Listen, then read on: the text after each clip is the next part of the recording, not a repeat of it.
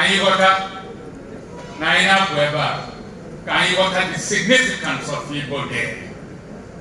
Ka anyị were wee na-alụ ọrụ wee na-eme maka na ọ bụ anyị lụtere ka anyị ga-eji wee mee ihe anyị kwesịrị ime o wee bụ na anyị na-aga ebe anyị kwesịrị ịga. Unu n'anya na the theme of this Igbo Day ndị Anambra wepụtara gbasị nọ arịrị akarịa arịrị akarịa ọrịa ndị Igbo na-akpọ gịnị lamentations.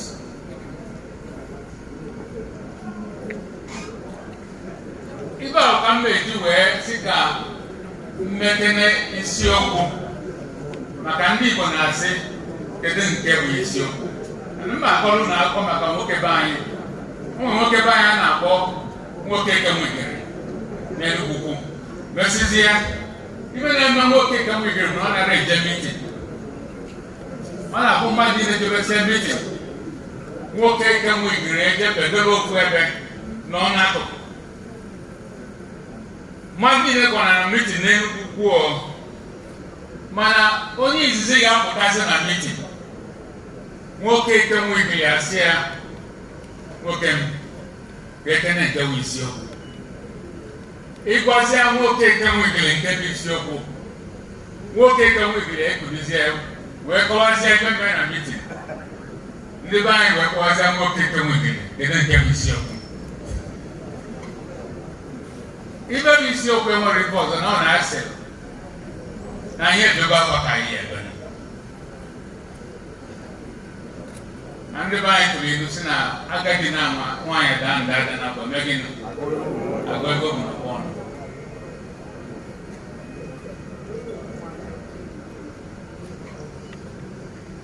So na ibe mụnwa lolo na m na-eji wee kwuo okwu n'ibe anyị gbakọtara ebe a bụ ka anyị ma na ibe anyị na-ekwe nwere ife ọzọ na anyị si na o nwere nwoke nọ na America nọ na the American Federal House of Reps and so on, and oge ọbụla ibe eji mmalị ya bụ n'ihe ọ na-ekwu bụ na if you see something, say something and do something. Onye bụ na ọ kwụrụ oge ọbụla na ọ na-ekwu sọsọ okwu na o nwere ife ị ga-eme. Onye bụ na arịrị akarịa kedu ife ị ga-eme gị nwa na onwe gị, kedu ife ya famili ga-eme, kedu ife ndị obodo ga-eme, kedu ife anyị niile ga-eme ka anyị wee fụ na anyị contribute to ife anyị na-asị na akarịa.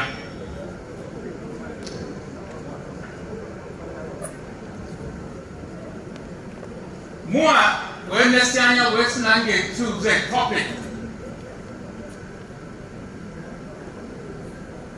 nwoke be anyị a na-akpọ late Emeaghi Ọkara ife o ji wee lụọ ọrụ n'Igbo land.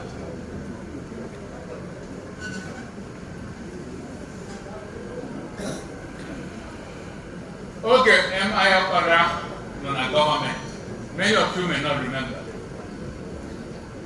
Ọkara bidoro ibe a na-akpọ the first matching grant.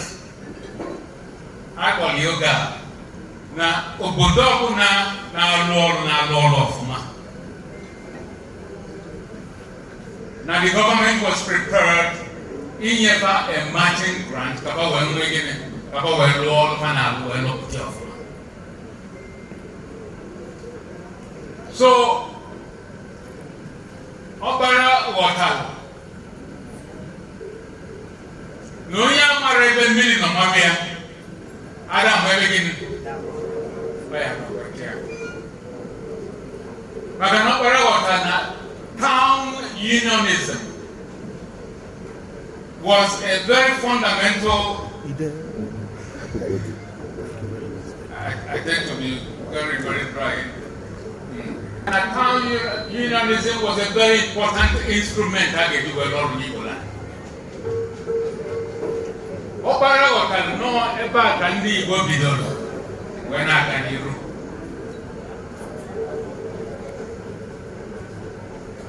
And even Jane Otoga, and we're calling it off, man.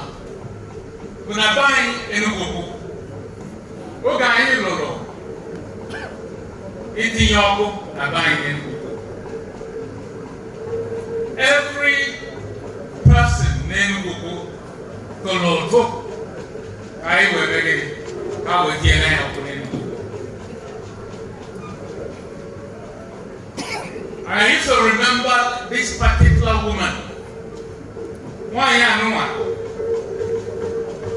every time we get told here, Makiti, or Unebu, we are fair what to see. Onaga, going into our walk, it's trying to see no everything. No, next, go get now, how can all line? Go get to Nego, Makiti, or Unebu. So I just hear if I try to work with Obama, we know Gama. Why never even and you call 1 million or making it above. A woman, such an old woman in the village, understood the importance, the relevance of being a civic citizen, and that all that contributes to even But the most important part of it now, no doubt I am rolling to your home. Now the government of the day is lying, no one I need to put out 20% of the money. Now don't get 80% of the money. And that was how we installed opening book. One, we know you have to go to. Two, we know the town union piloted it. Three was that the government was interested and enthusiastic in participating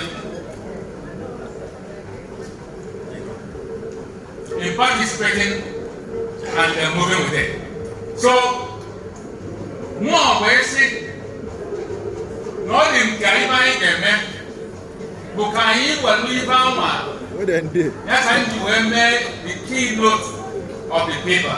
I was in here. Towns in solid and sustainable governance of Igbo nation.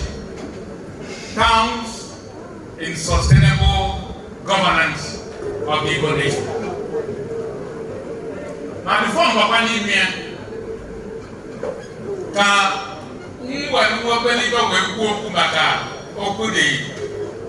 they represent the President General of Ndi Igbo forever, and the only chairman I it were solidify even and a Kumaka a career. Unuga Malana since I have and here will be even doing many defining moments in our history. Many defining moments. And all I think that one of the defining moments in our history since I went there. What happened? It was how many of you can never now? No, Malife Ogarabe. Unufoka Ebe Ibulamede. Unamaru now. No, but even Melen don't do anything. Webulu Kabas Nibos were even used to wear one look getting town unions. And of course, the church also played a role. The second defining moment I was in Salabe was the partnership, the MPP, and the MPN well in the politics of Nigeria.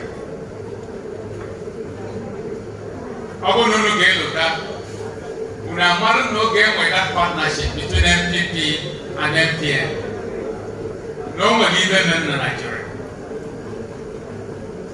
Perhaps that was the second time in the quest Ndi Igbo UNH seeking for the soul of Nigeria.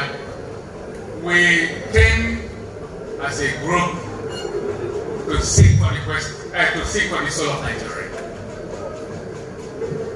And who get the Kanoga, one I look at election, to the president, vice president of Nigeria.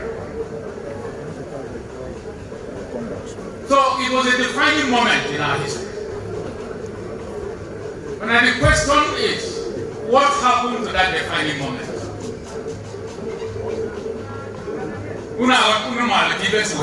The partnership between MPP and MPN. It became a missed opportunity. MPP and MPN. I had the privilege of attending a meeting. Now, the pious of people. Our woman I look at Dr. Lex of Ghana. When John has said, they can even met at the partnership between MPP and MPN. All I think are going to get to live and me. One night, what kind of election equipment? Where's it? No look on no Lagos. On our preaching. That Jim walk on an only turn. But no losing at Lagos. Or to instead of Jim walk on the only turn at I took a certain quality each about to Lagos.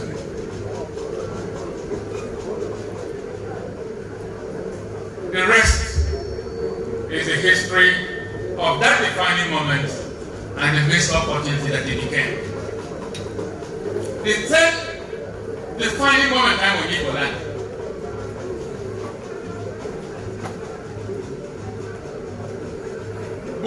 Okay, PDP.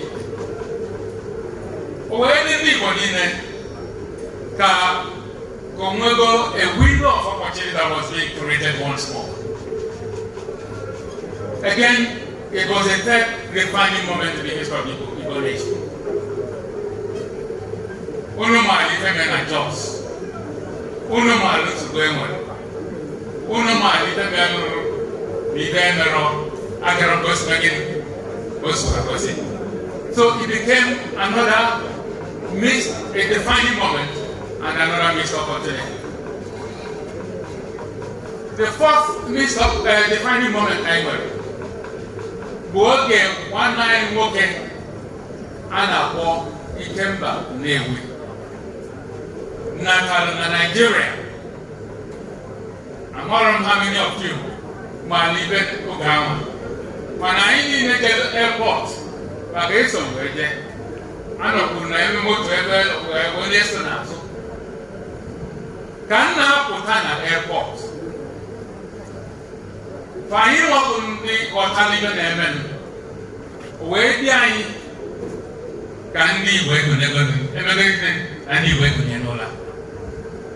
So it was a very peculiar defining moment in our history. In fact, some of us believed that this was the beginning of the renaissance of Igbo nation. Unfortunately, that emergence, that entrance became the fourth missed opportunity. Otamara was here able to a missed opportunity. The fifth missed defining moment I am on Igbo land. Bona, always some of us might develop na Abda. This way great Abda. My story behind the creation of Abda. ọbụrụ ibe a ga-akọba n'ụdị ebe a mana open water perhaps one can talk about it today maka na ikemba anọrọzi ebe a. That's why perhaps I have not spoken about it. Mana ebe ọ nọrọzi ya ka after was created, we saw it as another defining moment. Ọmụnwa kele ọrụ niile dị na ya wee sị ka ewelụ Abga wee hand over to Ikemba. The essence of Abga was to become a platform a ga-eji wee chịkọ ndị Igbo ka ndị Igbo wee nwee ebe faja. Maka na anyị aghọtara na ụmụ ife a na-akpọ na onwe ife dị na the DNA of ndị Igbo. Ife dị na the DNA of ndị Igbo bụ na n'oge ọbụla ndị Igbo jegoro ebe Nigeria nọ na fajela as a group na fọmụtara ife na ya. Mana oge ọbụla fajela ebe ndị Igbo nọ jee as individuals o nwere ife amụta. And I can go on and explain each time ndị Igbo jegoro ọgụ Nigeria we jee as individuals. They never got anything out of it.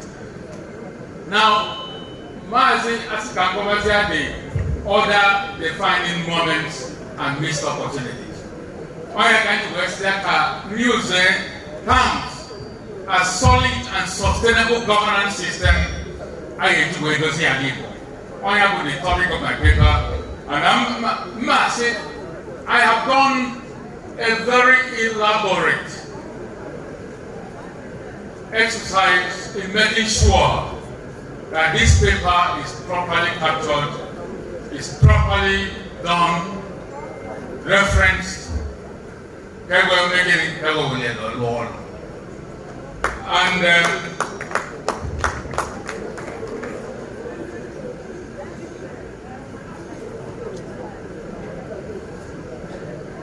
obviously the paper, I hope there were some copies here that can also be circulated, but I will try and just tell you what the paper is all about in about maybe 7 minutes, 8 minutes, even though it's a 15-page paper. But the paper essentially has an introductory part that obviously tells us about even about states. How did the states come about? States being equivalent to a state like Nigerian Union and so on and so forth. We go saying that na states are in the Kumakia, Aburo, even Ndi Igbo. The states go even though Igbo was that line. Where was that line at Igbo here were born. Makanadi, or Anna Sifenye, if you were more yet, I will hear what beginning. I will hear where the world. So now, at the introduction, you will find basically that now, if I need to wear all Igbo land memory course, no, Ndi Igbo, na Chukwu Kenya Bana, the D and A, the concept of Ibaton were Lord. Where Ibana Wall, where Usuleja, where the family, the Muna, the village, the town, you were very important and potent instruments in the Igbo way of life. Obviously, I am going to Edinburgh. No Igbo of effort, ever of honor, more someone, Ivan I think Ebunia.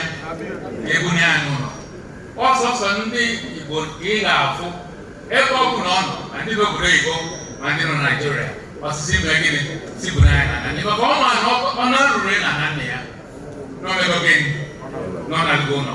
So now it is that explains to us that the town union concept, every baby daughter, all baby dog, all baby malay, all in a balay, all in a DNA, and all in a procedure well. All my to another cover up here. We have to sleep for I do a can be beginning, and then was the Egypt. The farm was ever funded. The other part of the paper was the genesis and the role of town unions. The genesis, and I would also probably not bother to deal with it since you are going to be looking at it. Can you tell the genesis? Can you tell what gave birth to the town union signing the Kumakia? The other one, of course, the other subsection go town unions after the Civil War. Get the role the town unions to play. Town unions schools, hospitals. One senior armed forces member of the Spring Council,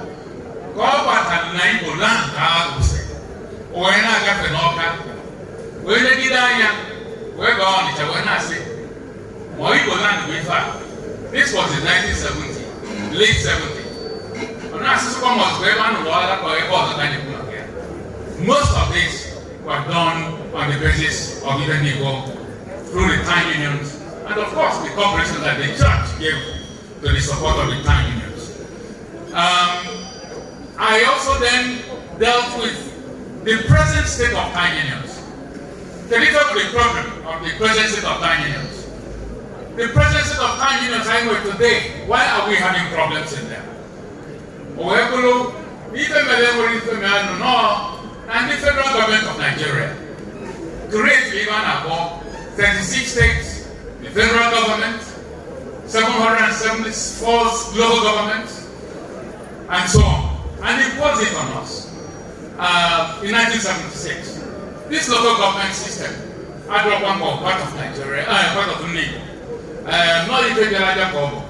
So now, the worst part of it, autonomous communities. Autonomous communities. Every part wants to become a town of its own. When we of autonomous communities, made worse by the governors that saw that window as an opportunity to become a true political leader. But of course, they have seen clearly that that option and that path has failed because of even at the DNA of Ndi Igbo. These were the problems of the problems, and of course, between the Igbo and the president of the town union. And I know some towns, in some, in some, the president general, and so forth. So I obviously have identified the fact that the local government has not played the kind of role that it should play in the governance, the wellness, and the sustenance of the Igbo society. And we are saying therefore, what is the way forward? What is the way forward? Obviously, the way forward is to enable and energize town unions as primary governance, development, and administration organs. As democratic and endogenous organizations, they are able to mobilize and galvanize patriotic sentiments in towns and villages. They are able to mobilize towards development. To link town unions to all levels of government, state government should appoint what I have called here town clerks. Town clerks in every town in Igbo land. A town clerk could be the union secretary general, if he's indeed qualified to be so. And of course to be headquartered at the town hall of every town. It is in recognition of this that I am obviously in this paper making the following recommendations. Recommendations I am obviously making as a way of making sure that we strengthen our town unions. One, the governments of the Southeast needs to formalize its relationship with the town unions as it has done with the traditional institutions. This is to strengthen the town union in its role as a tried and tested instrument for providing good governance at the community levels. Two, the town union should be accorded more recognition as the key organ for fostering good governance at the grassroots level in Igbo land.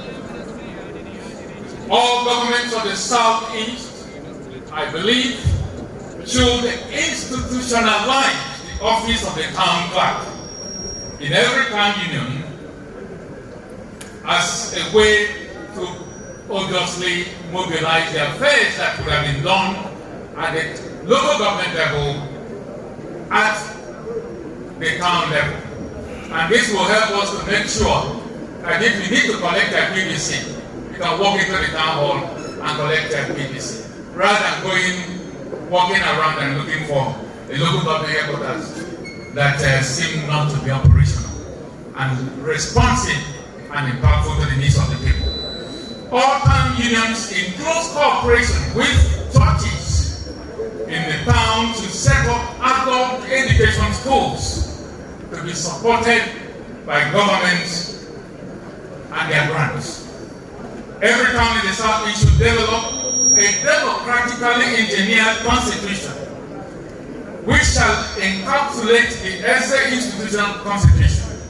The constitution should be treated in such a way as to ensure that the Eze remains the custodian of the town's tradition and culture, while the president of the town union acts as the head of government of the town, inclusive of security matters.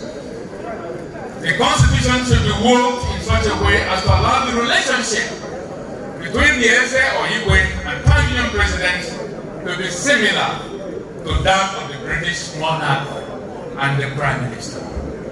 In order to institutionalize the process, I have also recommended how it could be done by amending the Anambra State. This, in conclusion, ladies and gentlemen, Mr. Chairman, all over the world, there is general trend towards collaboration and partnerships between state and non-state institutions in dealing with diseases, hunger, deprivation, development in infrastructure, education and health, given the level of decadence and underdevelopment in the Southeast geopolitical zone. In consonance with this global trend, we are recommending the reinvigoration of town unions in view of the fact that in the past they played pivotal roles in community development.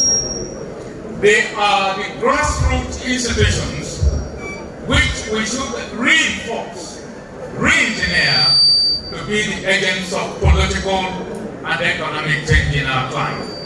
We must return to the good old days of the Igbo Union, when town unionism was a potent tool for sustainable community development. Mr. Chairman, my lords, distinguished ladies and gentlemen, this is a defining moment in our history. This era beckons on us to take our destiny in our hands.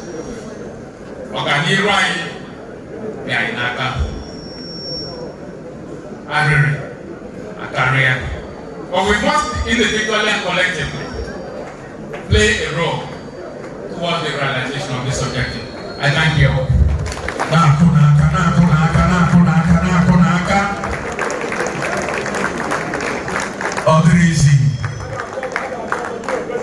Because I'm looking at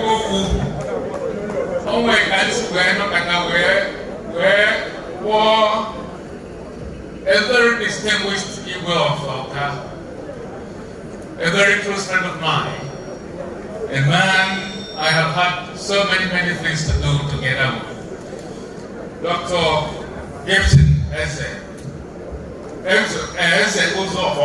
the traditional ruler of Oka, Thank you very much. Thank you very much. Dalo. I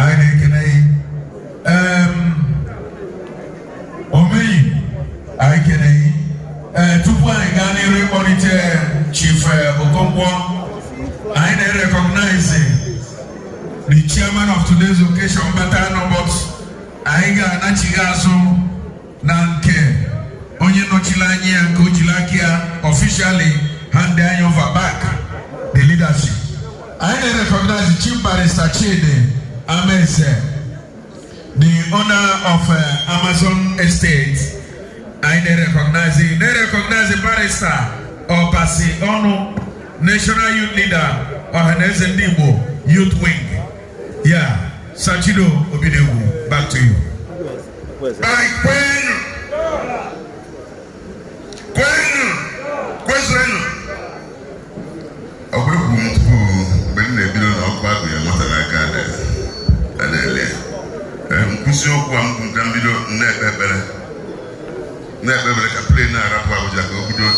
Because I was being addressing borrowed robes. I don't know when I we talk about other was a week. That was conscripted. So I'm going to if you now was a week, ladies and gentlemen, I want to hand over this event to the chairman, substantive chairman of the occasion. Because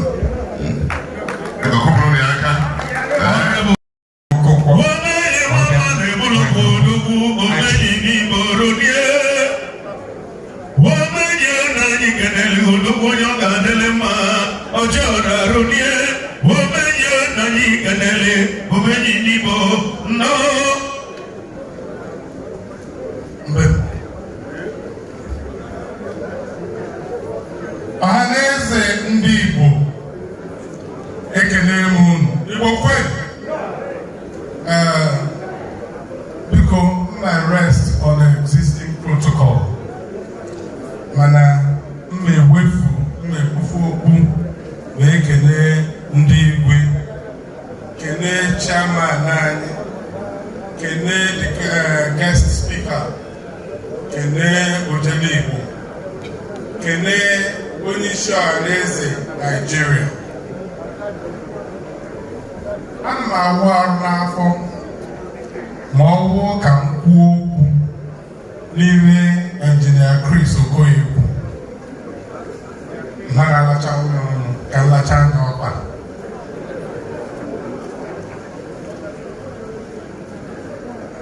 Ọ taa ka m gbanwee n'etu m si nne Ohaneze anya.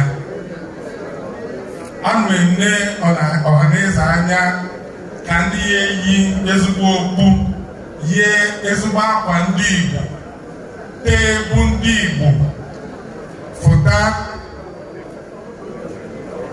mee mkpọtụ,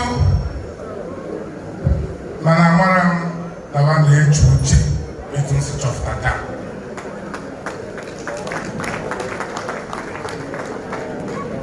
Anyị bịa chee na Ohaneze anaghị enebanye ihe niile anya.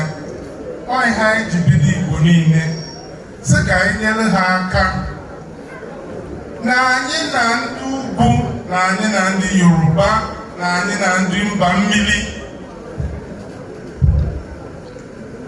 na anyị nwere crisis of confidence, and na anyị chọrọ ịga n'iru, na anyị kwesịrị ịgbaba ije jupụta biko ka enyi anyị mee unu gbagala nụ ka ha ghọta na ọhụrụ anyị gbaruo ichi obodo a na-akpọ Naijiria na anyị achụpụtala ibe enumegwu ibe ndị ugwu na-eche ọ na-atụ anyị ụjọ. Anyị na-aba mba na-ekwu okwu karịa ka anyị si kwesị na-ekwu. Anyị na-eme mkpọtụ, anyị anaghị erube etu isi ma anyị buru na mba na anyị ruo na mba na anyị na-agwala ịhụrụ na ya bata mepe obodo unu ifuru ọkụ mbi n'ime ọfịa ifuru ebe anyị bi o nwere ka ị nweta oyi ma ị na-eme etu ihe anyị a na-emewu ifuru onye anyị nyere ala na-enye anyị ana ụmụ ike nye anyị ana tọrọ ọbụ sa anyị rụba mana anyị pụta anyị akpọọ n'iyi anyị gosiri nkarị ka etu ụdị onye si ewere ọnọdụ ọchịchị nye anyị ọ fere ahụ ka anyị gwa ụmụ anyị eziokwu ihe m na-achọ bifo ntinye ọnụ n'ime guest speaker okwu ka anyị jụọ ụmụ anyị ajụjụ Igbo kedu ihe unu chọrọ anyị a na-ajụ ụmụ anyị ajụjụ Igbo kedu ihe anyị ga-eji ihe anyị chọrọ na-eme ọzọ mma agwakwa anyị as an advice ka anyị do very careful in choosing our fight. Afụta n'ịnụrụ ndị Yoruba ọgụ June 12 anyị anọ n'iru nke ndị Niger Delta anyị anọ n'iru ibe anyị na-agwa obodo Naijiria gwụ n'okwu anyị anaghị ekwu okwu so ọ nụrụ anya na Igbo ebinye ewere ọgụ anyị nọ chadị n'iru si na ndị achọkwa Biafra ọzọ biko anyị kwesịrị ịjụ onwe anyị ajụjụ gbanwee omume anyị ọzọ na-adụta aka kwụ our appraisal system na Igbo ama m n'oge ndụ obere fada na-aga na ụkọchukwu anyị bitụrụ enye aka n'akwa that day anyị ejebe n'igwe anyị hụ onye nkụzi anyị bụ onye ụlọ a na-agwa anyị mama anyị na-agwa anyị ma enyi etu anyị asị a na iwe onye nkụzi anyị kwu nke onye nkụzi anyị kwugwu nke ka oge gboo ahụ onye kwu okwu mmemme ọzọ o kwuru n'okwu okweme gịnị okwebe mana kịta ndị amakwa ndị na-ezu ori na-echiche ọzọ nọ n'isi ọzọ anyị ga-echenja prison system anyị ndị nọ n'ezigbo ọrụ ebugo ụlọ elu ịkpata ego niile dị n'ụwa ịnara eme mma a na-ahụbụ asọ anyị megburu ene nke igwe nweta onwe anyị ka ngarị adịghị akarịa ndị Igbo ka anyị nweta n'onwe anyị ka anyị mechiri ekpere ọnụ ka anyị zopie onwe anyị ka anyị ganata anyị na-eche njem be anyị akụkọ ime ọhịa anyị ruo Lagos anyị alụọ estate anyị ruo Abuja ebe mbụ enwere 5 houses and be anyị is non-district anyị ga-aganata be anyị edozibe anyị ndị mba n'ọzọ bụ etu anyị si dozibe anyị na-aghọta na anyị nwere ibe anyị na-emenwu anyị ayọsa bịa bụ president Nigeria biko Engineer Chris Okoye gwara anyị ihe ọbụla anyị na-eme chibido with the grassroots wụ ndị town union Anambra kala na-emetie na otego maji wee were the fourth realm na-akpọ town union as part of governance iwe enumekwu iwe Chris na-agwa anyị ndị Igbo ọzọ mụtịa before General mma ya anyị ka Igbo na-ekwuzi South East Igbodu na Rivers, Igbo do na Edo State, Iwanki, Igbo do na Delta State. Biko, ka anyị kwuo onwe anyị ndị Igbo, ka anyị gbana reduce na ebe anyị ekene mụ. High Chief. Thank you very much. Biko, Emeka Okonkwo. Biko, ọ bụrụ na ị chọrọ akwụkwọ a Engineer Chris de weta akwụkwọ weta nọmba. Ihe ọ bụrụ na WhatsApp nọmba, send ya WhatsApp nọmba gị ma email ebe ị chọrọ ka send ya gị. Ọ bụrụ na ị weta ya, ị denye send ya to 080. Ọ bụrụ na ị chọrọ akwụkwọ a, na ị chọrọ ka send ya gị na WhatsApp ma na email, biko ị send ya na nọmba 080 340 675 29 080 340 67 ndị igwe niile maka na onye isi oche ndị igwe ka a na-enye onyinye nkwanye ugwu, onyinye iti aka n'obi, onyinye nnabata.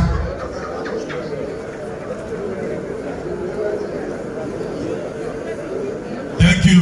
Anyị na-aba na award kịta. Ohaneze, biko ihe nkwanye ugwu a, ihe ọ na-apụta tata na bido tata gaba na His Royal Majesty Igwe Alfred Nnaemeka Achebe Agbogidi the Obi of Onitsha n'onye wabụzi Grand Patron ndị Ohaneze Ndi Igbo nke Anambra Steeti.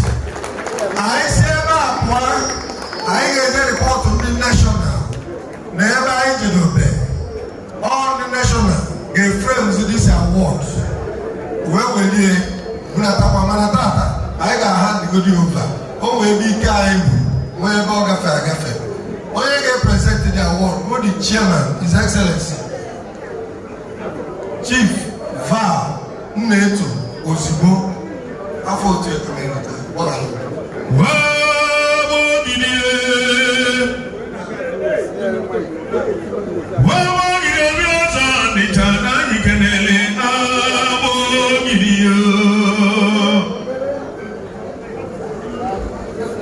biko ndị igwe ekele m ọnụ ụmụ anakwaghị ndụ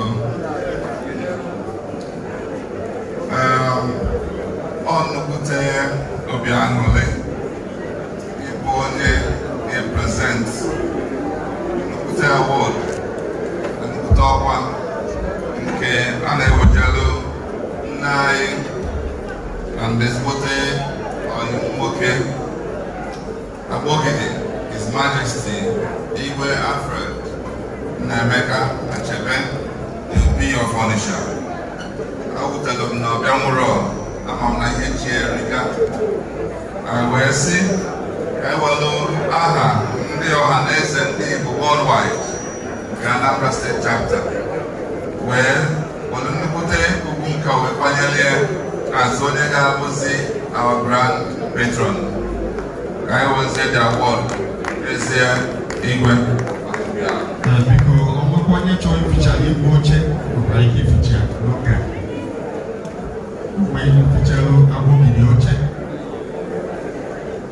Ebe na-ebute okwu ificha oche ka mbido.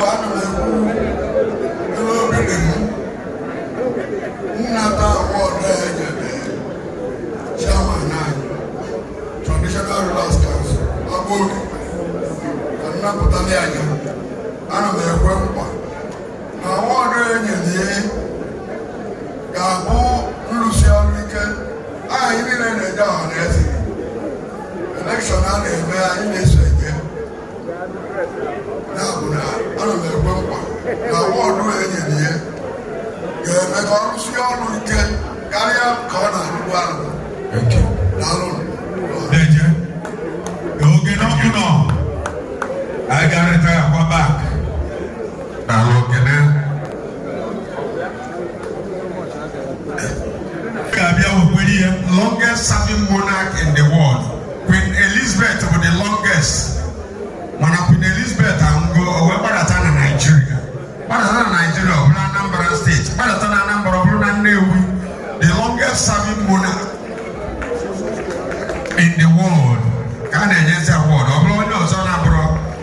Majesty Igwe Kenneth O.N.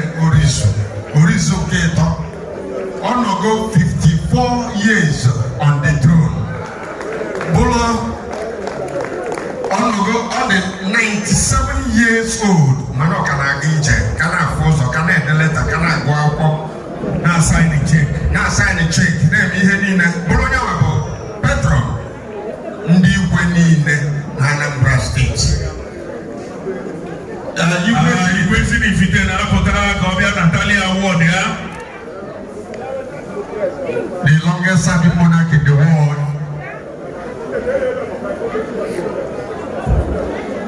Ndi Igwe daalụ. Ndị Igwe daalụ. Ndị Ohaneze Igwe niile mere ọfụma anyị na-recognize. Mana agụrụ ndị Igwe niile si Anambra Steeti na-eme ọfụma. Nna anyị bụ Orizu ọ takwa afọ. So na anyị si na tata ọ ga-eso na Grand Patron ndị Ohaneze. Ihe nke a pụtara bụ na o zuru ekwusi ọgwụ Ohaneze. Ogwe ka o si gbata dela anyị na ya kpọpụtakwa ya. Ihe anyị na-eme bụ ejekwa neshọnal. Nna anyị obi ọzọ ma maka ya na ọ ga-afụ maka ya. Ọ ga-esetụrụ ya meseji. Biko ka onye ga-eprezentị ya bụ Okonkwo Chief.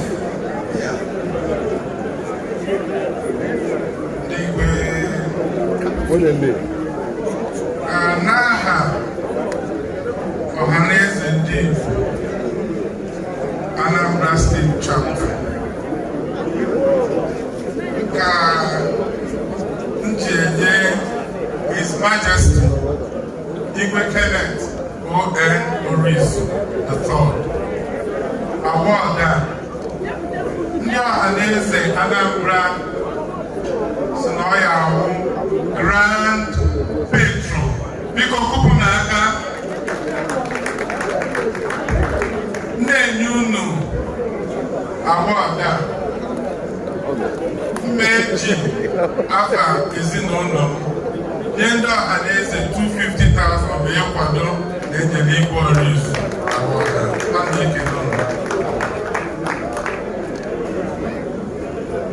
N'aha Ohaneze Ndi Igbo Anambra Chapter, His Majesty Igwe Kenneth O.N. Orizu III, anyị emeghị Grand Patron. Ekele m unu. Thank you, si na-akụ aka Grand Patron. Egbughị oge the National President Ohaneze Ndi Igbo Anambra State Chapter na ndị niile onye ụnụ nọ n'ụbọchị taa na-enye ọnọdụ nke Grand Patron of Ohaneze Ndi Igbo. Ana m ekwu ụnụ mkpa na ozi unu ziri anwụrụ ọkụ ga-eru eluigwe aka. Ekwekwazị ụnụ mkpa na ya nwa bụ nna anyị n'ebe ọbụla ọ nọ n'ebe ọ na-ebe ka ọ dịrị ụmụ Igbo mma. Onye nyere awọdụ a taa bụ the oldest traditional ruler enwere in the world and the one of the youngest traditional rulers in the world bụrụ onye natara the award wee gbaa na ọ bụ obere ihe wee na-asị na ọ ga-adịrị anyị niile mma n'aha Jizọs. Ka anyị nabata of the Federal Republic, Senator Chief Sir Ohaneze Ndi Igbo Bagleri onye nabata Ohaneze Ndi Igbo niile Ohaneze Ndi Igbo niile Igbo nnọọ Igbo Bagleri na anyị kenele odogwu onye ọ ga-adịle mma Ohaneze Ndi. Thank you.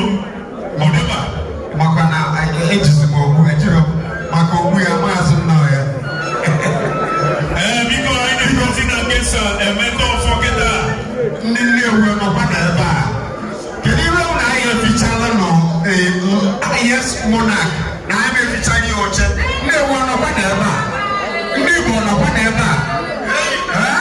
Ya na fichala nọ Orizu oche. Fichala nọ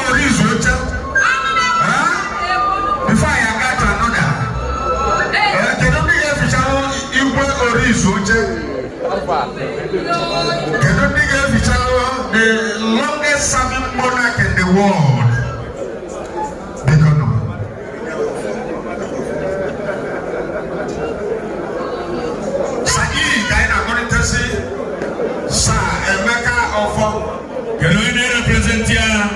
Satoni Gobogoteme Odeba Yaki had the Ayova the award Sagi Saimeka for Odeba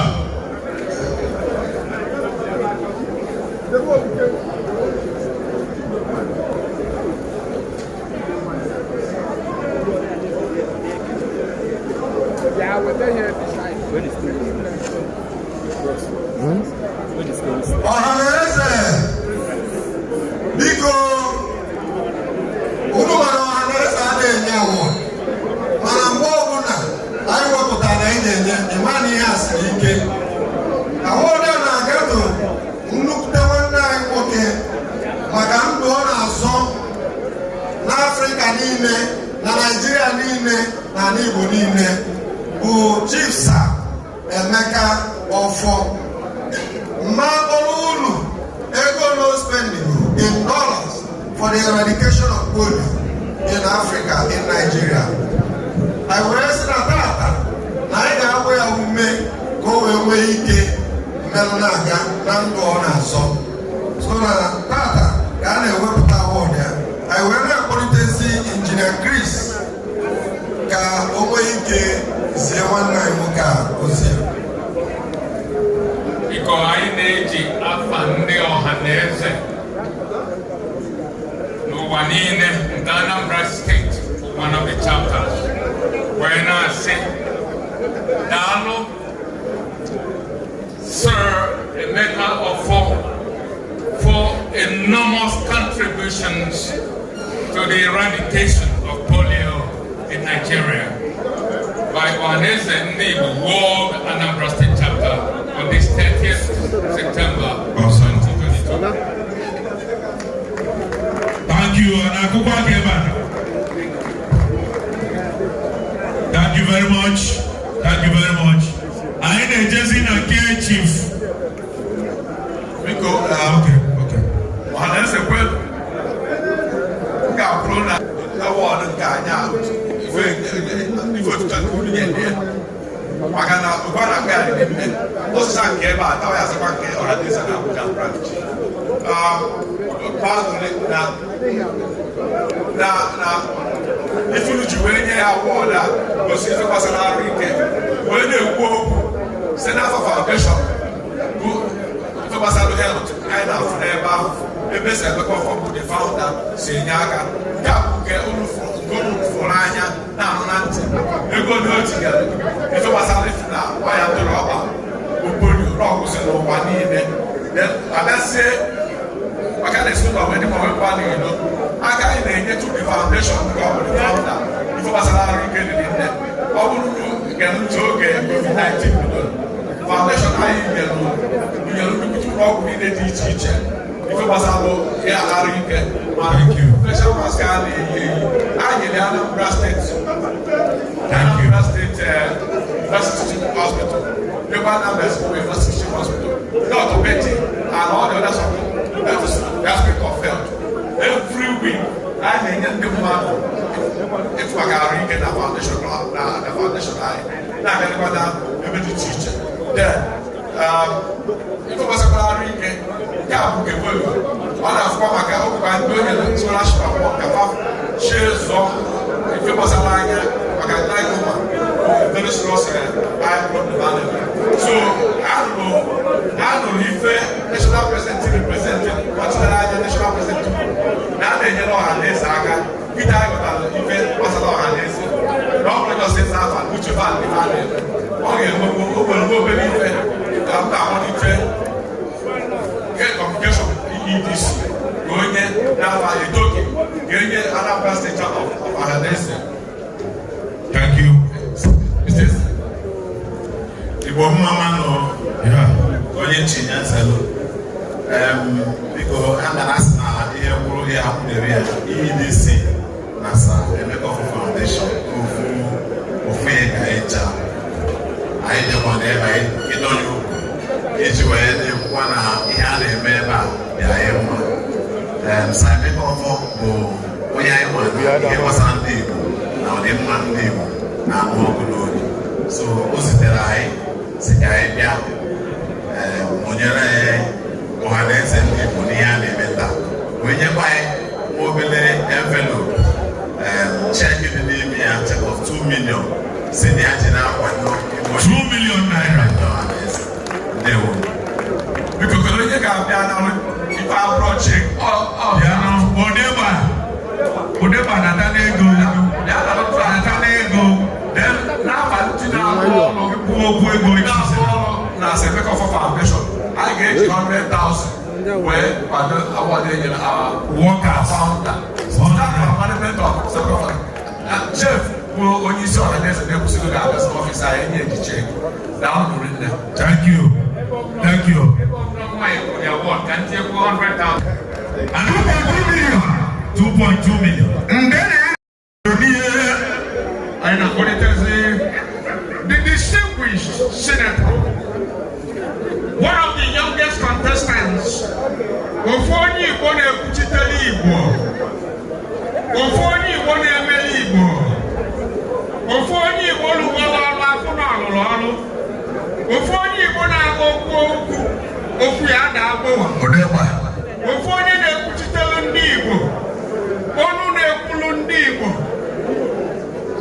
Anyị ekene ya.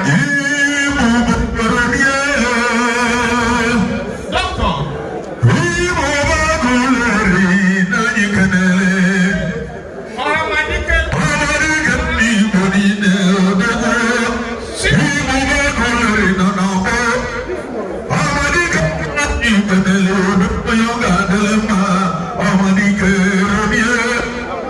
Senator Ndi Igbo George also. Honorable George also, I say no. Senator Ndi Igbo. We need to know my job. We need to mic. Senator Ndi Igbo. The mic is not good.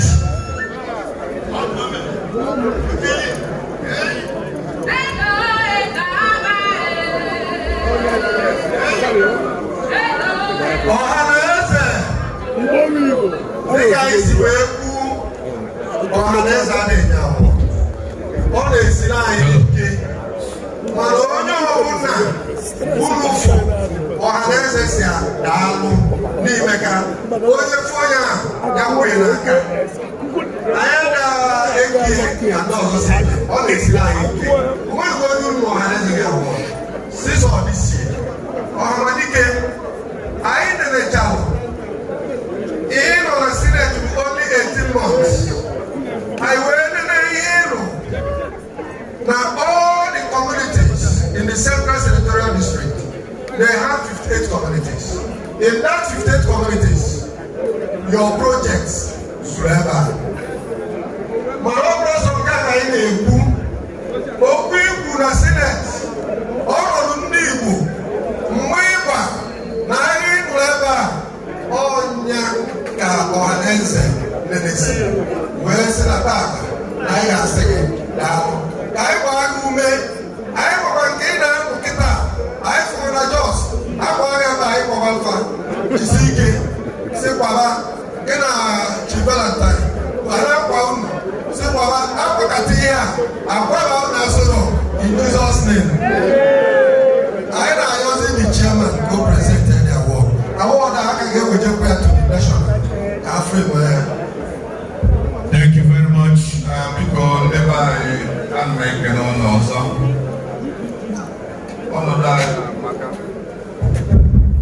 Onodai Amakatata. When chairman of Police Ohaneze Anambra, Oko alumni Nebukasili, before Mbaka. And of me heading back, Ekumakia, Umaka, or the Nigeria. Molone, Mafibo, I'm proud, Yamana Mokeneme. For the first time in Nigeria, and we had a good shake. establishment, a challenge the status quo. Follow one nine okay, we are this. I got one more. No matter the interest, no matter the party, no matter the platforms. When you got the next president of Nigeria, Ndi Igbo. Never have I opened here. There is no good politics. I don't know for 18 Afenifere Bullion address the Kuropian has to go never. I can't the Middle Belt Forum with Bio 2 days ago, not just. One of William Malono had got a lot of ways, no, and then you can be pandemic, forum. So, even the Northern Forum, Nigeria in there, but they go, no, you got the next president will be to be. And they told and see not the best, so let's put in working. Ohaneze Ndi Senator President. Ndi Igbo. So it's an honor to present this award. It's Omaricha Obianoli will represent our award because the world deserving. Congratulations on behalf of Ohaneze Worldwide.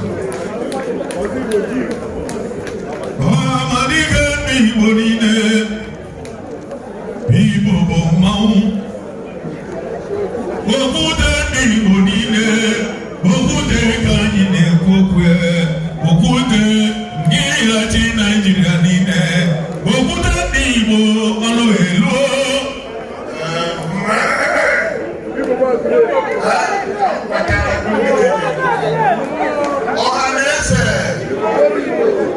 Ohaneze.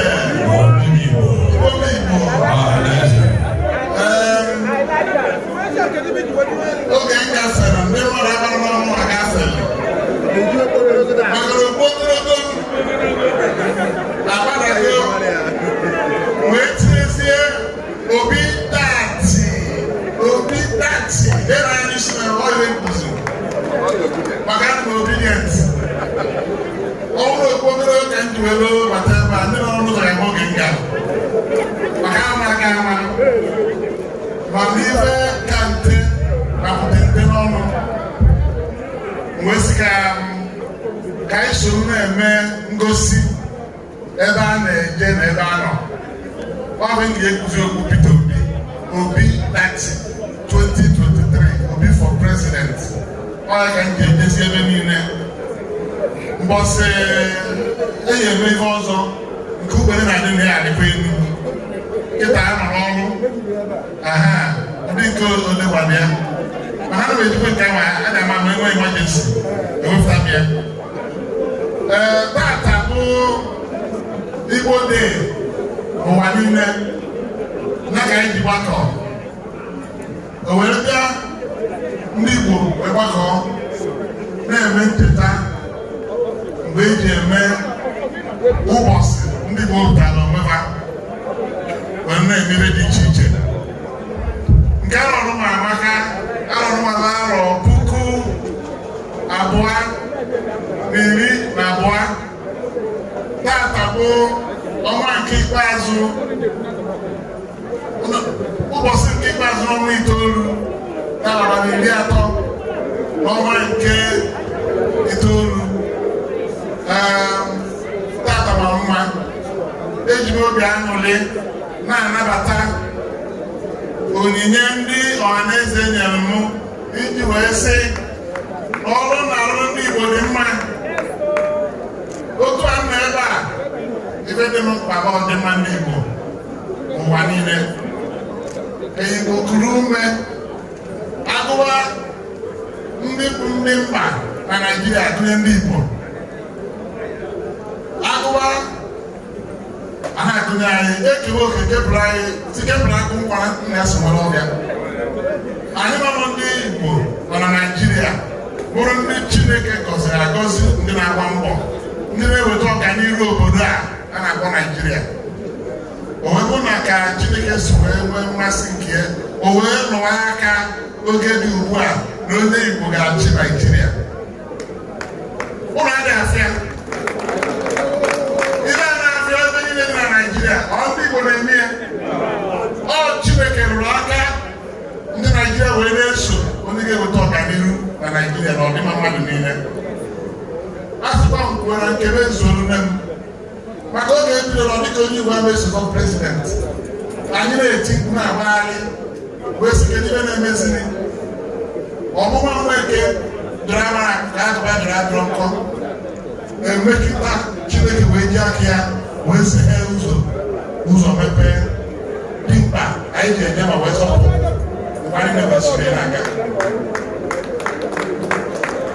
dịka chairman onye isi oche tata si wee kwu ndị mba niile na Naịjirịa ekwetego anyị nwawe ndị Igbo ga-ewelite ebe niile anyị nwere wee kwado nwanne anyị nwoke ọrụ ka o esi wee dị ọ bụ ndị ọzọ na-asị nwanne anyị nwoke ga-achị Naịjirịa anyị anya na-ekwu n'onu obere onu iche ebere n'ọdụ anya maka emeghepụgo ụzọ onye ọra kwubere onye ga-achị Naịjirịa kịta nwanne enyi ya ka ewepụrụ ụzọ ebe onye aka ya kwụsịezie dị ike anyị gbara na ya na-arụ ọrụ arụcha ọrụ na-abịa akụ akwụkwọ Peter Obi nweta mmeri ịma Naịjirịa dịgo mma ịma na ndị Igbo abakwara n'ụgwọ ịma na otu onye ọra ga-eri maka ibe a na-ekwere onye nwere onye ọzọ were anya mebe onye ọbụla nwere Peter Obi emefu ọ ga-eke ibe Naịjirịa ruo onye ọbụla n'ofu n'ofu mba niile ya eketa okeba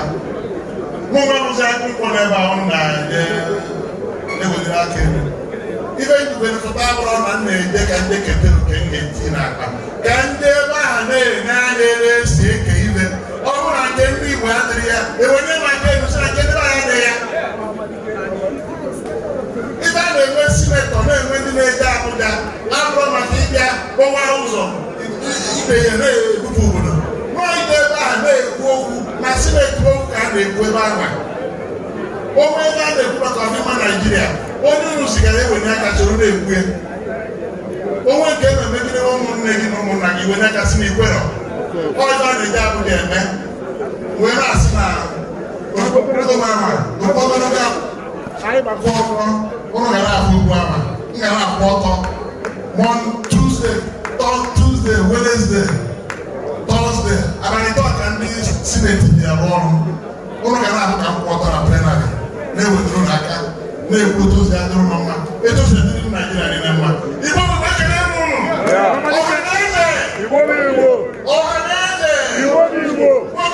Ohaneze onye nyere onyinye na-asị deemenụ ndị Ohaneze deemenụ aga m eji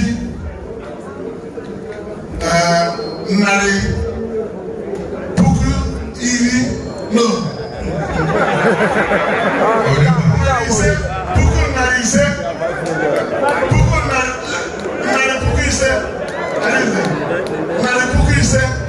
a ga-eji n'ọnụ aka ya 500,000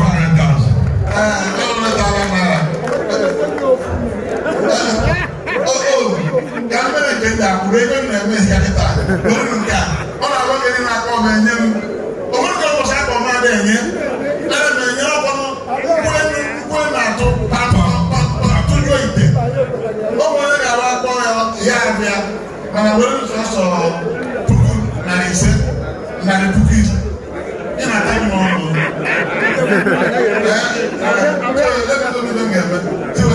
eweta enye ụlọ ọ bụrụ emechaa moto eweta enye ụlọ ọ bụrụ ihe ụlọ dị aka ana biko mụnwa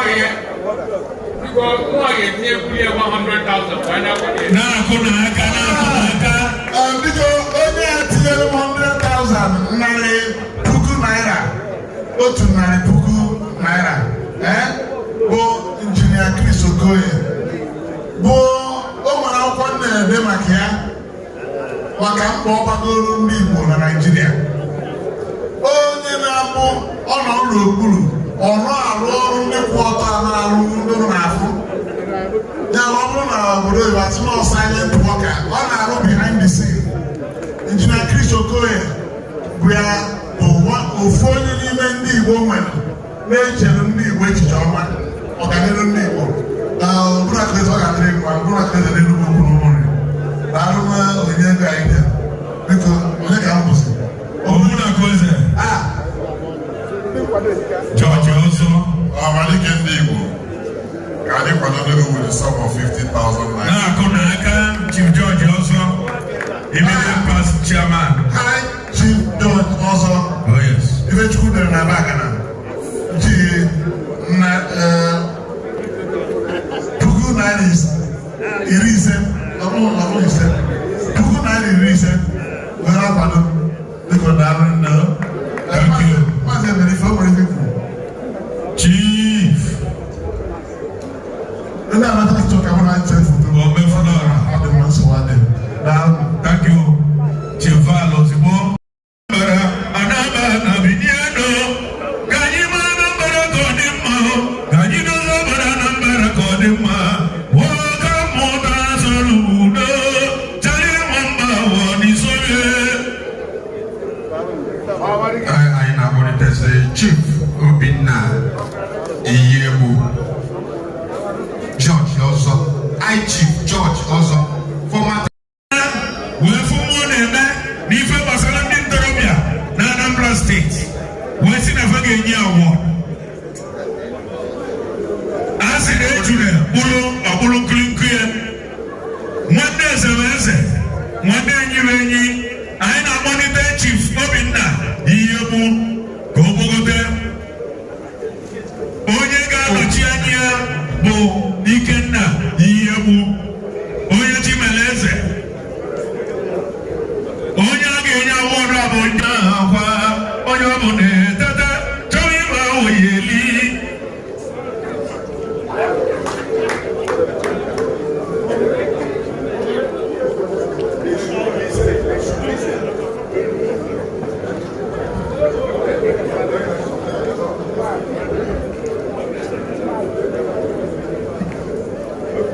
Ohaneze.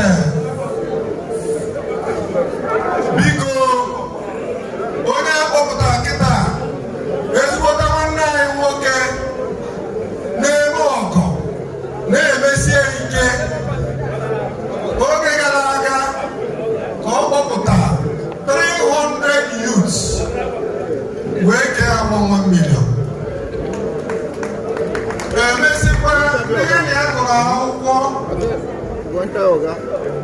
ọ dị ka onwe ka o si dị more than 50 1 million. Ụzọ otekota abịakwazịa n'ihe gbasara sekuriti. O so n'onye akpọrọ ọ bụrụ ọsọ n'otilie akatamkpo ego n'ọnụ ọkpọkụkwasị ụmụ Anambra steeti niile na-eme ọfụma. O nwere Ohaneze a na-enye awọ kama na onye mebe ọfụma akpọọ ya gbaa ya ume. Wee na-asị nwanne anyị nwoke bụ Chief Obinna Iyebu Obi Kubana, ọ ga-adịrị ya mma. Ndị Igbo kwa ya n'azụ, ndị Igbo na-ekenye ya tata. Ọ nọrọ ya o wee zite obere nwanne ya nwoke, nnukwu nwanne ya nwoke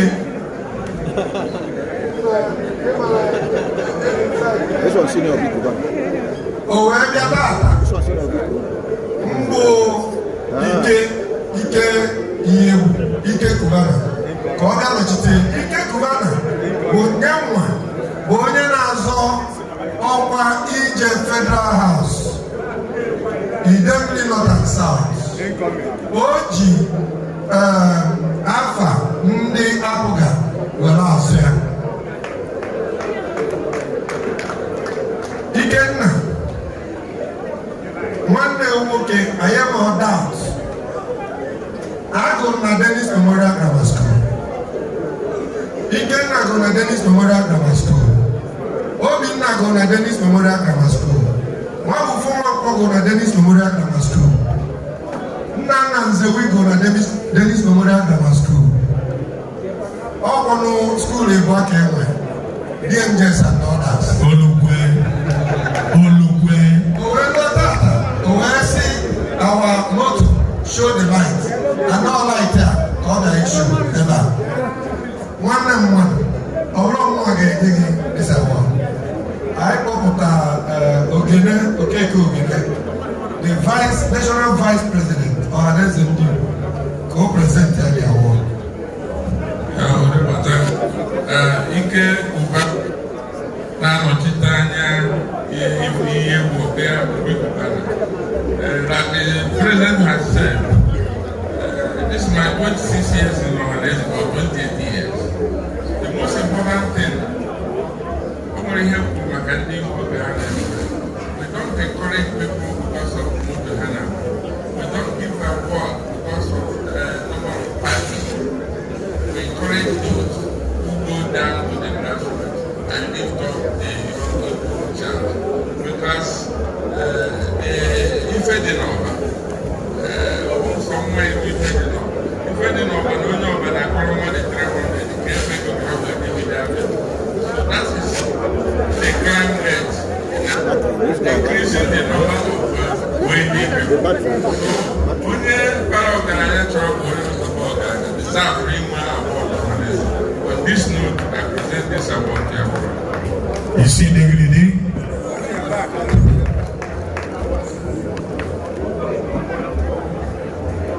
okay.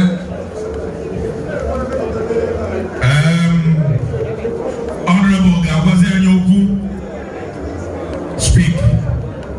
We are listening. Igbo ekene m unu. Yeah. Ndị Igbo ekene m unu. Yeah. Afa m bụ Ikenna Inyegbu, onye Chimeleze n'Ọba. Ike Kubana. Abụ onye Ọba. Abụ nwanne Obi Kubana, ọkpata ozu na ndị Igbo. Ọ nọrọ nso, ọ nọ na Naịjirịa.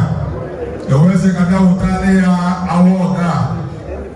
Awọdụ a na-enye bụ maka ezigbo ife emegolo, emere n'ala ndị Igbo, emere na Anambra, emere na Naịjirịa.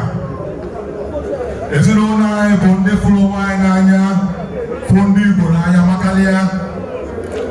Ezinụlọ anyị bụ ndị akụrụ nọ. Ife ndị Igbo na-amasị anyị rinne, anyị bụ Igbo n'obi rinne. Mụwa na-anọchite anya ya n'ụbọchị tata bụ onye na-apụta ibe nọchite anya ndị Idemili North and South, ije Abuja House of Reps under Apoga, bụ ndị na-achị obodo anyị, bụ ndị nwere ọdịmma anyị n'anya, bụrụ ihe n'obi, na-arụsi ọrụ ike. Na gọvanọ anyị kwụ n'azụ ụlọ aga ịlụ ọrụ na Anambra steeti, bụ ezigbo mmadụ na-asọsọ okwu ike na ana, obidogo ọrụ na-alụsi ike, most especially na the area of security and the area of infrastructural development. Anyị bịa ka anyị natabịa solie dozie ebe anyị, tinye aka rụọ ọrụ, kwado ụmụnne anyị, dozie ebe anyị, especially Idemili North and South, ebe anyị si, and Anambra in general. Award for youth empowerment. Purified and the Kubana family, the Yebo family. Jikaka Nemekio, Nemesiake, Obro Maka government, Obro Maka politics. I am here for a number of years where other infrastructural developments I made. Wopta Ife, Ejue Otawa, deservedly. Obro Maka. Eto ọzọ maka ihe ndị emere eme eji nye awọdụ a. Wee na-ekwu n'ụkwa na ya ma relenti n'ife anyị na-alụ. Anyị jisi obi ike, kwụsị ike n'Igbo, kwụsị ike na Anambra steeti, kwụsị ike na Idemili North and South. Wee na-agwụ n'ọrụ ama mbe. All the youths will be touched. Anyị ga-emetụ aka n'ebe ndị youth niile nọ. Ndị anyị etere ndufa. Ndị a ga-enye ife ga-eji wee jọọ, aga ife ga-eji wee jọọ ọrụ. So n'ikpeazụ, ana m ekele unu rinne ndị Ohaneze ebe ọhụrụ a si pụta. Thank you for recognizing good work. Daalụ for ilebe anya fụ ezigbo ife a na-eme n'obodo. Tụdo ya aga, rụrụ ya mma. Ana m ekele unu ka Chineke gọzie ọrụ n'afọ Jizọs. Amen. Okay. Ka anyị kpọlite Chris Azụbọgụ ozugbo. Ka anyị kpọlite Chris Azụbọgụ one time. Onema. Arụzọ n'oje house. Oje ejeti ihe. Anyị na-akpọ ya Mr. Project. Before anyị nyebe ihe a, anyị jere kpagharịrị ebe niile ọ na-represent wee dị shop. Maka na any mistake anyị mere, amarọ ka ndị mmadụ ga-esi ghọta ya. Others nwere ike ime mistake, forgive ha. Mana Ohaneze mee mistake, ọkwa ndị Igbo niile mee. Onye ka anyị adị careful n'okwu maka ikwu asị na Igbo ekwugo. So na nwanne anyị nwoke a Bazụbọ ọ nwakwo kana nwa ọ kpọrọ anyị ụbọchị a sị ka ndị Ohaneze nọlụ ebe medical outreach ya. Ọ sị na ndị Ohaneze ga-anọ ebe a o wee na-eme anyị zijere mmadụ anyị jere anyị fụrụ ife erika ọ bụrụ ife na-ekwucha ebe a wee sị na tata ndị Ohaneze wee sị ka anyị gbaa ya ume ka o jisi ike Emeka Azụbọ. Chineke ga-emere gị ebere ihe bụ ebumnobi Chineke ga-emezu. Anyị na-akpọzi Honorable Chief Alex Obunna, the National PRO of Ohaneze Ndi Igbo. Also on Enugu State for representing this award. Thank you.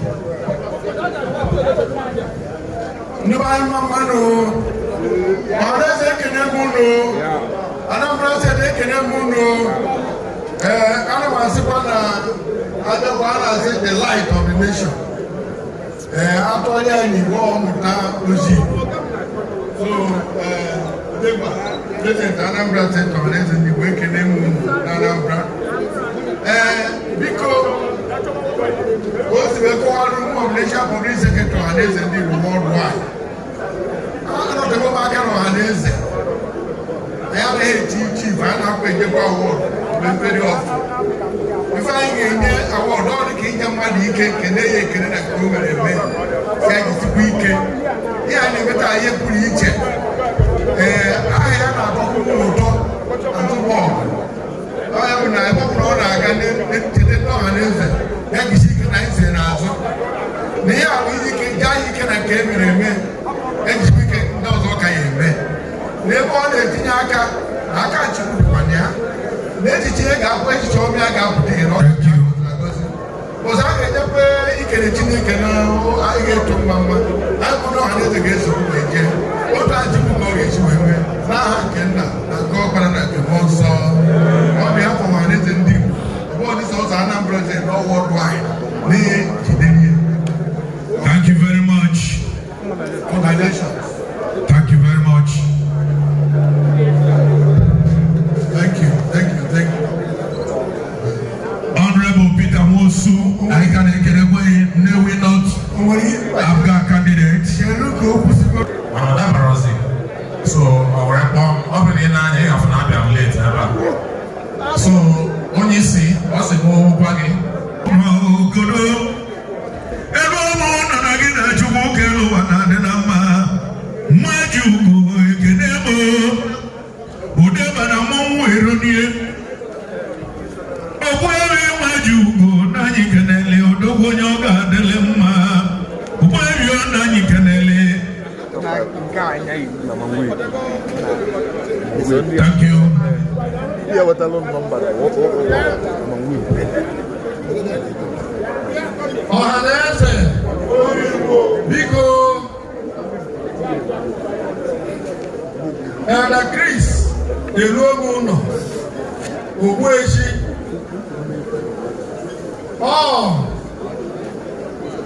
former National Vice President Anambra State Association of Town Unions, former President General Mkwele Ezunaka, former President Ohaneze Ndi Igbo Anambra State, former Financial Secretary National Ohaneze Ndi Igbo,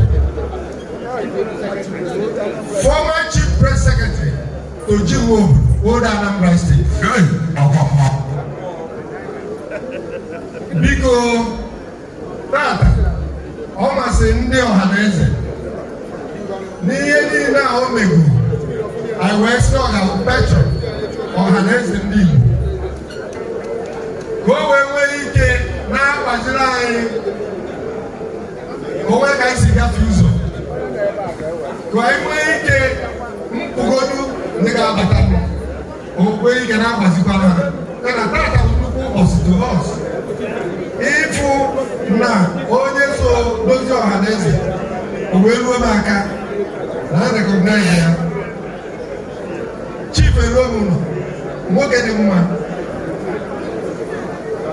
mma igwe ime incubator onwe past president general aka nọ n'oche ịmụ ụmụ egwu oge ịdị ebe a ịnọdebe onye otu gị abụkwụkwọ past president general na mbụ former president general fọrọ so ndị past president general guru gbagọta ka anyị nwere nwanne anyị nwoke to present this award anyị na-akpọ the president mkpọ ụnọ chief Emeka mkpọ chief Emeka Mbagha ka ọ bịa present ya Idenna nwanne m my younger brother Patete Tambo my younger brother ọdụ nwanyị Chibu Eruemuno ekele n'ụlọ ọdụ nwanyị ekele m ọdụ nwanne Mpachukwu kwere ọrụ si n'ọrụ prezidenti mbụ ife bụ prezidenti general mbụ bụrụ prezident Ohaneze Ndi Igbo FCT so na ife jidọla ebe a abụrụ sọsọ na mbụ prezident general mbụ mana ọ bụ former president the only Anambra state produced president of Ohaneze in the federal capital territory Abuja so na ana m enye gị ekele ka onye si eme ka esi ekwu maka ya ka esi eme ka ekwesị ekwu ya ọ maka niile eme ọfụma ọ maka n'ime ma ọfụma Ohaneze na-enye awọ the West ga-eme gị awọ na-asị gị jide ka echi maka na onye asị na-ejide ka o ji gosi na ọ na-eme ọfụma congratulations Chief Chris Eluemuno. And I will be the former chairman of Ohaneze Anambra State. Makanama no FCT will give the chairman of Ohaneze Anambra State. We work together with the Ekaribe. All the family members. Congratulations. After Bono, one of the never. Majugo, Okwefi, Igwe in incubator. Majugo.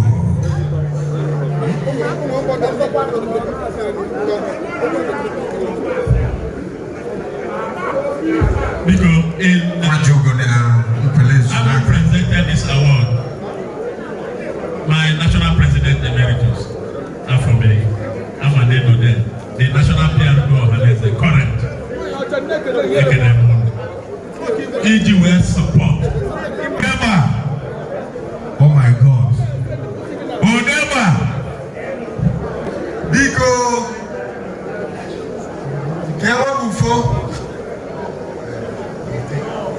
nwanne anyị nwoke bụ Chief Maxwell Ụzọchukwu anyị ji biza wee mara ya ọkwa edegramite kwa ọgwụ dangers and one good thing he passed through dangers and dangers passed through him.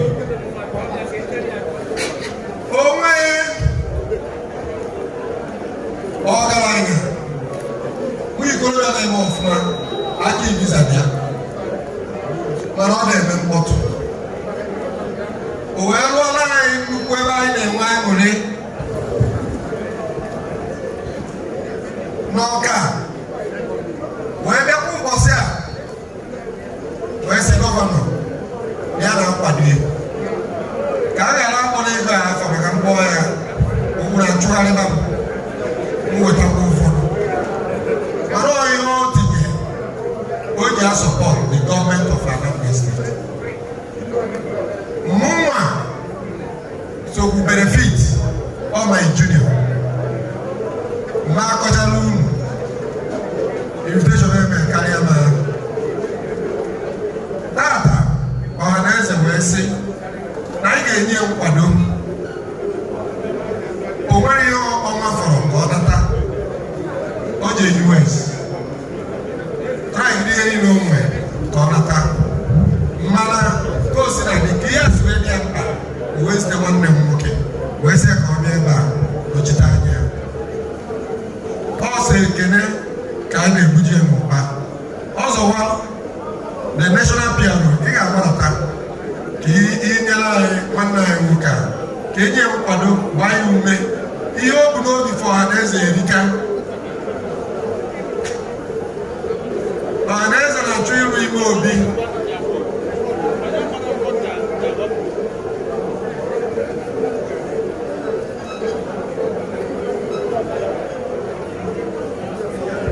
Biko, obono gina Sakris Okoye you ebieba.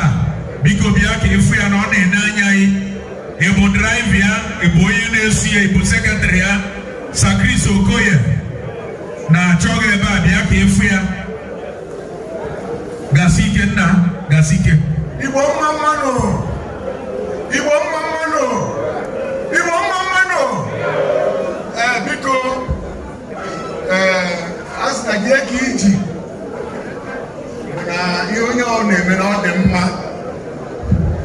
Ohaneze Ndi Igbo ekwukwu ya lekere anyị na-ekene Chief Maxwell ụzọchukwu Ibizata maka ka o mebere eme mgbe gara aga. Onye asị na ọ ga-adị mma ka gbere aja n'ukwu. Ifere ohere a were ekene the President of Ohaneze Ndi Igbo Anambra State Emeka Ododeme Chief Obi.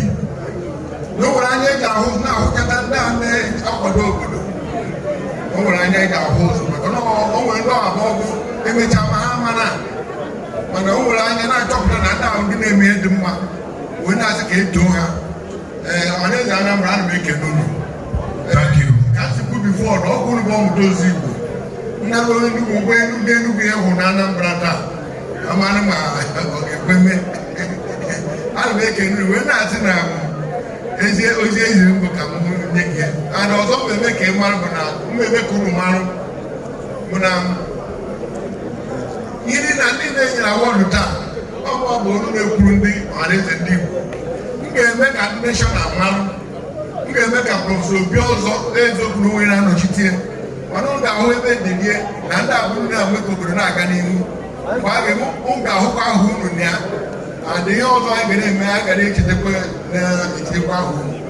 Anyị na-ekele gị ka e were wiri okwu ya na anyị. Biko iru esi a na anyị kelere ya.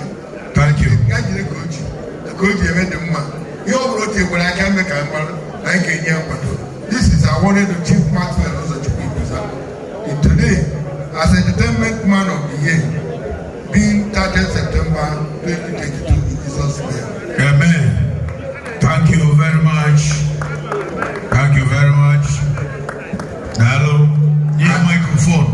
Yes, it is a microphone. Zianyosi. Kosianyosi. Mmuze unu n'anya ebe a unu afụ na ndị Ohaneze niile pụtara, both past and present executives of Ohaneze.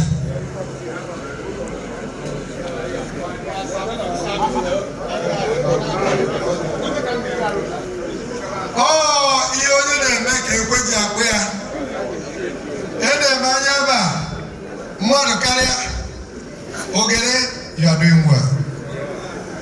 Okwu ikwuru ebe a tata ọ bụ amụmeri nne echekwala okwu achịkwa jisi ike. Ọ na-abụ ọgbaji odọlụ akpọkwa gị na fon oge ụfọdụ abịa ma abịa ya tụọ alụ ihe a na-aga.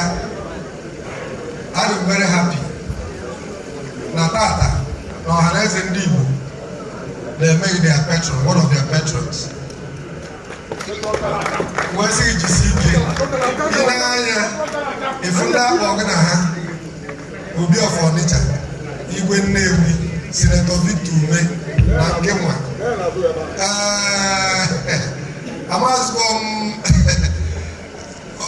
Ohaneze ọ dị ka ndị Petros anyị ọ dị ka ọha kakarịchara ahụ biko ogere bụ nnukwu mmadụ anaghị achọ nnukwu mmadụ to present his award wee na-akpọ most distinguished senator Dr. Victor Ume Igbo Baguli Ikemba Aguluzi mma agha ndị Igbo nwanne dị na mba ihe ọ dị 55 mana ka njedebe n'ebe ọmadịga ndị Igbo nke a ụbọchị ya eme nke ọkpọ gị ya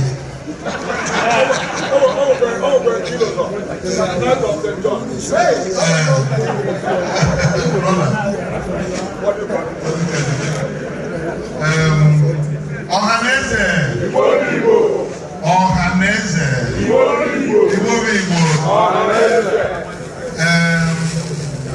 ndị Igbo niile gbakọrọ ebe a nke a bụ oge aṅụrị a sị na mmadụ adịghị ama na nwanne ebe ọbịa mana nke a ndị Ohaneze ma na onye bụ onye nke ozi eri oge ụmụ kwupụtara ebe a sokwa agba osiari na Chief Damian Okeke ogiri na nka alụgoro ndị Igbo ọrụ oge eze ọzọ bụ President General Ohaneze Ndi Igbo o ji mere mkpa onwe ebe siri ike oziga eme Amerịka onye na-eje anọchite anya eze ọzọ bụ n'afọ ndị Ohaneze okwuche okwu ama na Ohaneze kwuone ọhụ tata ka unu lechara anya wee si na a ga-ekpuri okwu patron ndị Ohaneze nwa nọrọkwa ya nke Anambra mgbe nwa nọrọkwa ya ndị Vice President General Ohaneze worldwide ọ bụrụ obere mmadụ ka ọ bụ na Igbo nke okwe ana m agbanye osiari ka ọ na-eri ọhụrụ ọhụrụ anyị ma bụ ndị Igbo a na-emegide mmadụ na ọ na-ejere ndị Igbo ozi afọ ya na-ewu anọkwaghị ọnara aka azụ onu ya dakpuo Okeke ogene a na-emetụ ama ọfụrụ ọna ife bụ ife dị ya dị ndị Igbo ma o tinye isi enu ya a na-asị ji nwayọọ ọ na-ekwu na-ekwusi ike ọ bụrụ nke kịta nke ntị fụrụ ọsọ ọ bụrụ na ọsọ mana ọsọ ekwusi ike na ọ ga-adị mma ka nwanne anyị nwoke bụrụ prezidenti Naijiria o nwere ndị sokwu ekwu elu mana kịta aba onufe gbadara agbada emechaa onufe ha ga-ekpogotekwa maka ebe Igbo na-eme bụ ọ gara agara ekwobe ya ekwobe ana m ekele gị wee sị na ọ ga-adịrị gị mma n'afa ndị Ohaneze ndị Igbo worldwide Anambra State Chapter eji m obi aṅụrị na nsọpụrụ na ibulite mmụọ elu wee welu asambodo onuma nke eji mee gị patron Ohaneze Ndị Igbo Anambra State Chapter ka nyefee gị n'aka ije na be gị ịmanye n'aja onye bịa ọfụ ya maka ichere bụ aka ọ tara aka ịfụra n'ebe gbosara ichere mana mmadụ tara aka na ya ọ mmadụ tipụrụ ya eti ya a na-afụ ife a Ohaneze kwu na ha na-enye fega ebe e mere patron ide ga-afaghị n'akwụkwọ nsọ nke ndị Igbo ndewo Chineke gbaa gị ume ụlọ ọrụ a na-aga na ọ ga-abalị ịfụrụ nke ịnya n'onu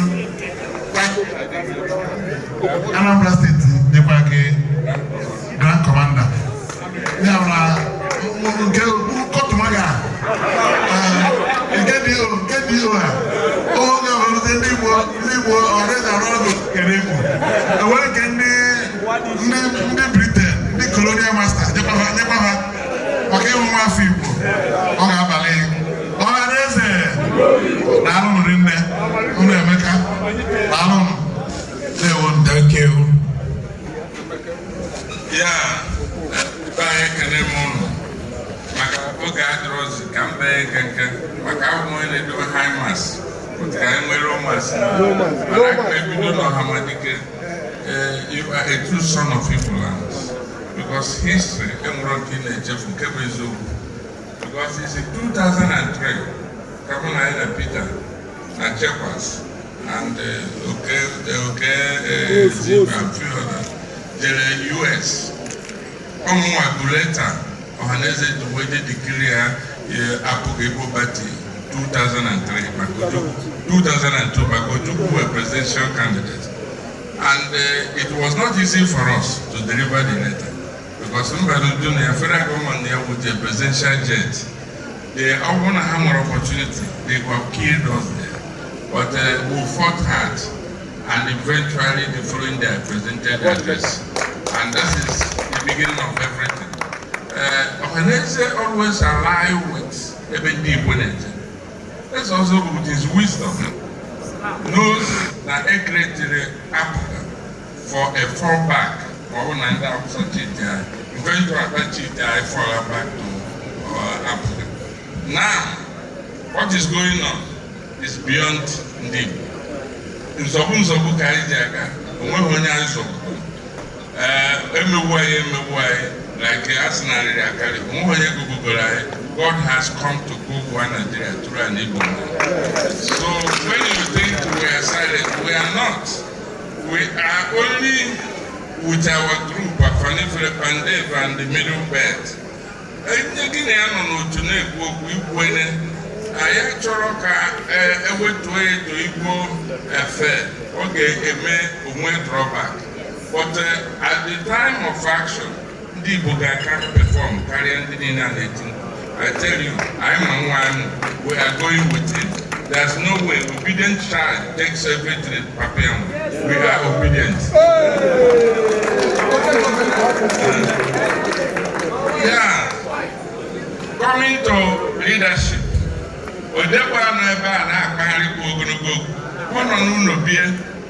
I went to him and fished him out to come and be president of Ohaneze. All this is my comments. There can be a witness.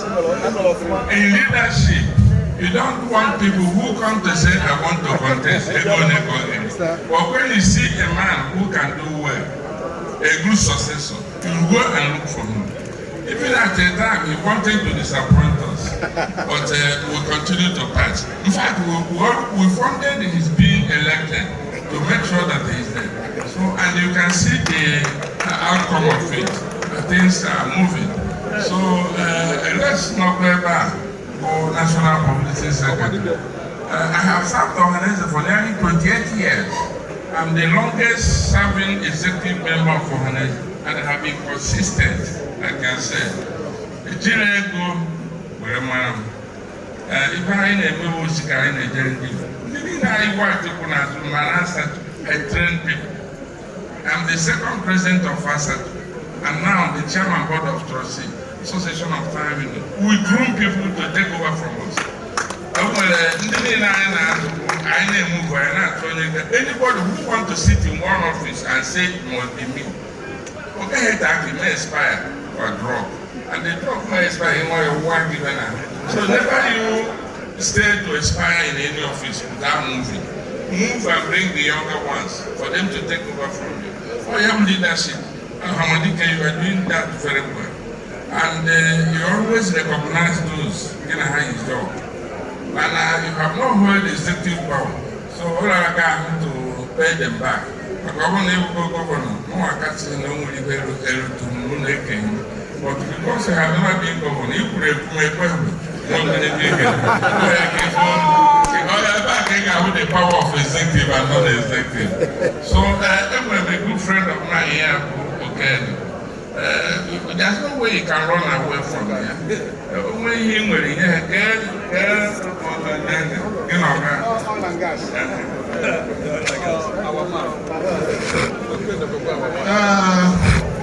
Ohaneze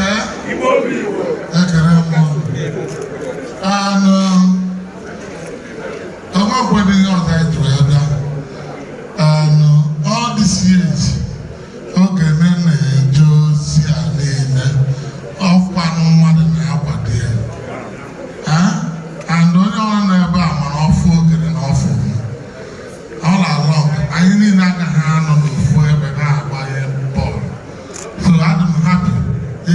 si wee mechekwa ebe ya appreciate.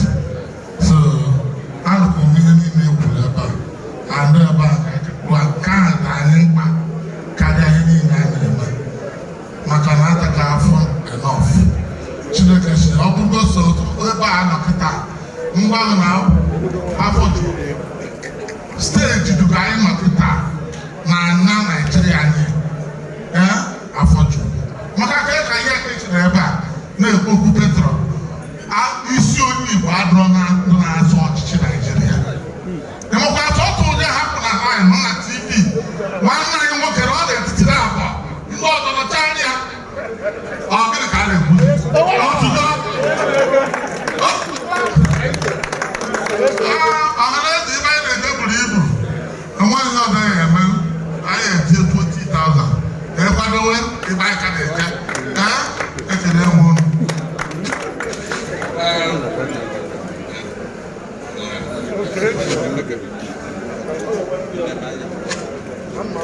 Ohaneze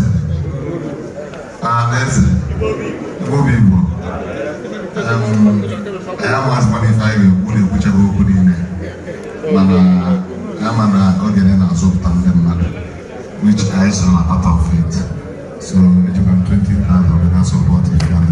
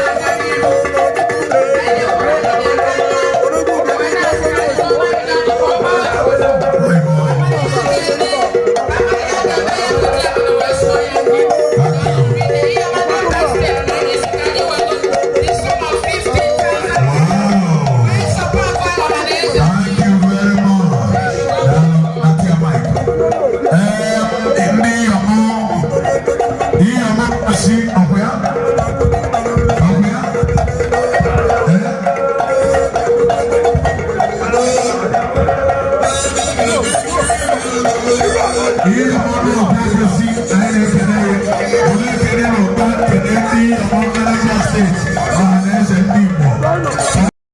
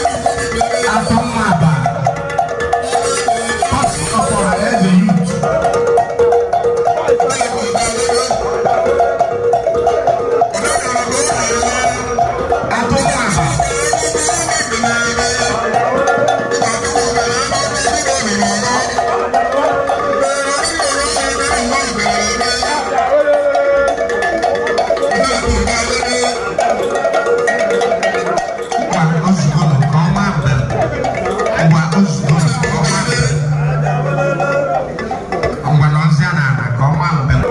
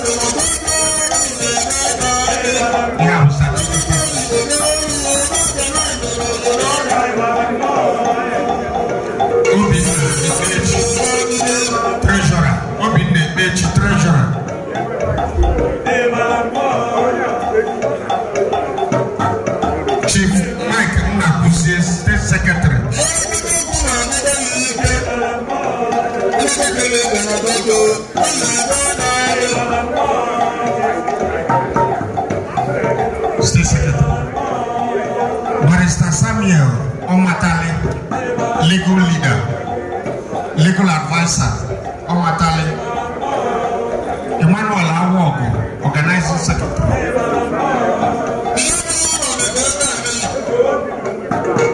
Simon Kafo, assistant treasurer.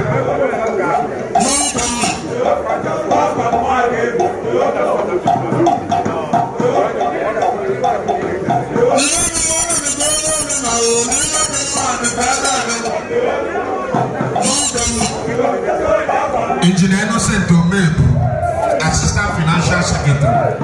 Engineer Jimmy Asebu, assistant organizing secretary.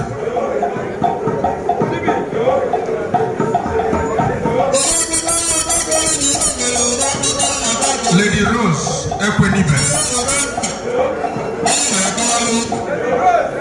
woman leader.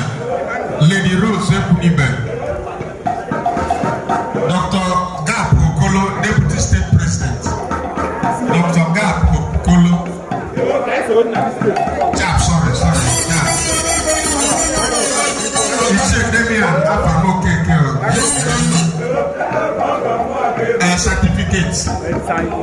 certificate. Chief Demian Afamoke Ogene.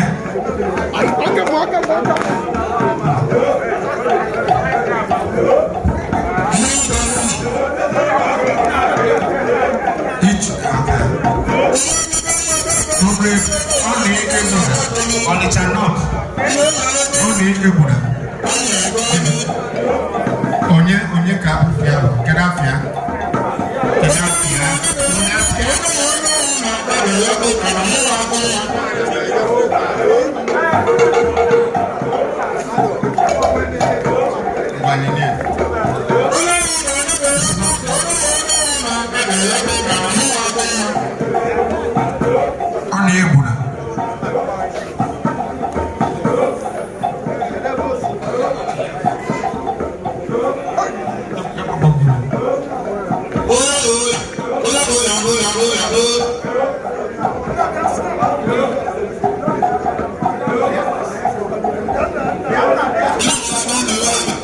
Ifeanyi Emechu, Barrister Samuel Omatale, Sir Emma Okafo, Nwachukwu and Anthony Uzoije, Luke Onyekom,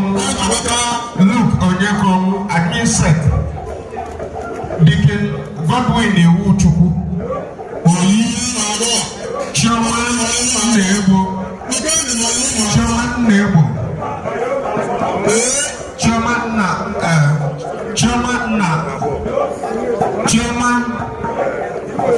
Chairman, Honorable OBC Ezofo, Emmanuel Emelife, Godwin Ebo Okanot, Chief Godi Asianya, Honorable Fred Godi Asianya, Honorable Fred Mafo, Barrister T.M. Akudo,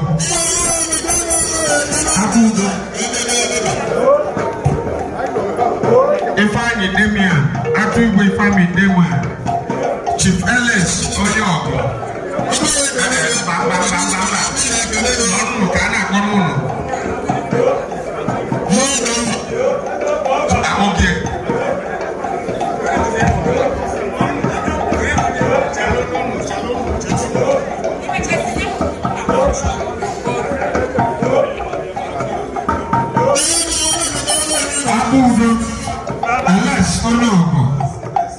Alex Onogo, Comrade Uzo, Eke Messi, Fred Nwafọ.